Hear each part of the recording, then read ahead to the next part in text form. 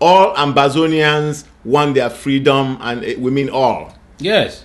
Including the CPDM ones, including those who are whining and dining with Paul Biya, and those who are cleaning his shoes. Yes. That is what, because they don't want to be cleaning his shoes every day. And they don't want to wine and dine when they know that they are a piece of shit. Yes.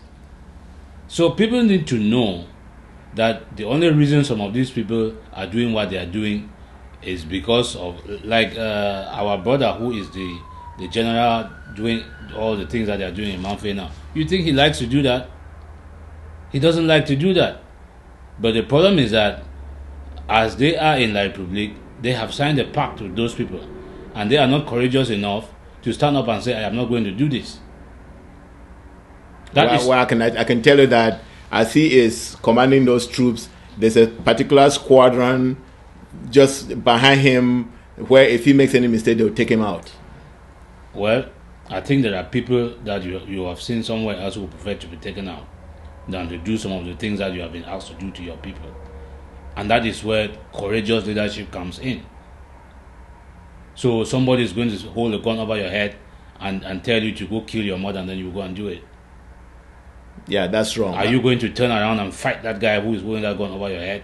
Or you will move like a sheep and go kill your mother because somebody is holding a gun over your head and asking you to kill your mother or kill your son or your daughter? Are you going to do it?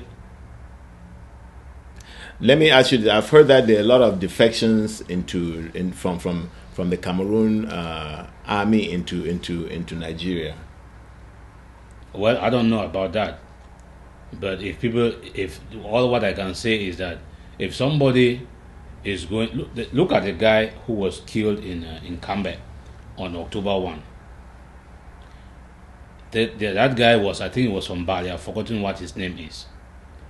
But he died courageously. All of us are going to die. It just depends on how do you want to die. Yes.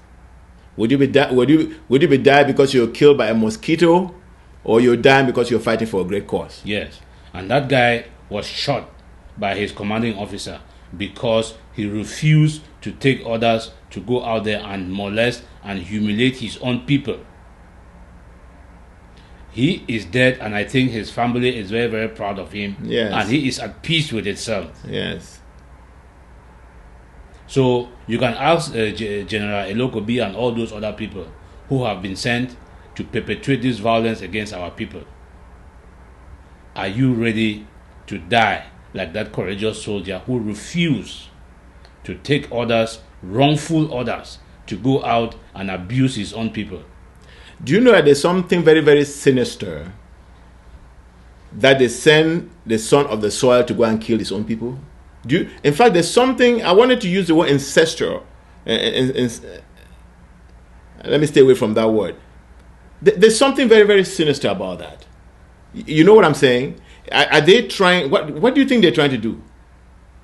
Well, I can't get into their mind, but what I'm thinking is that they are probably thinking that this is a guy that knows the territory, that knows the terrain, and knows the people, and knows their capabilities. So he should be the right person to go out there and draw a strategy for them. But unfortunately, I don't know when that man left that place. It's not only that. You know, a good soldier is not a good soldier because they know the terrain. A good soldier is a good soldier because they are well trained. You know what I'm saying? If you look at the whole of even in Africa, the only soldiers that the French and Francophones have beaten have been their slaves in their slave colonies. You know what I'm saying? Where? No, I'm saying the only place where these French trained people win. They didn't win in Algeria. Where did they? Let me finish now. No, what I'm trying to say is that the only place where they flex their muscle, right, is intimidating unarmed populations.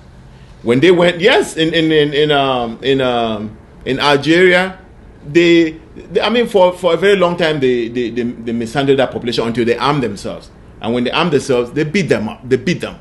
When they went to Rwanda, the same thing. They were beaten out of Rwanda. You know what I'm saying? Yeah, I mean, any country that has decided to put them out has succeeded to put them out.